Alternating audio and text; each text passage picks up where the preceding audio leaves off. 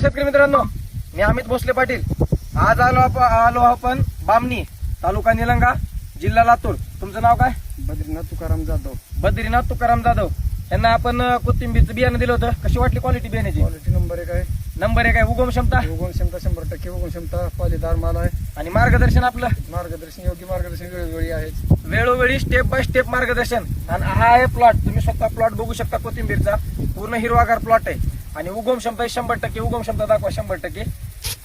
ही बघा उगम क्षमता आणि शेतकऱ्यांचा विश्वास ही तर आपली ओळख आहे.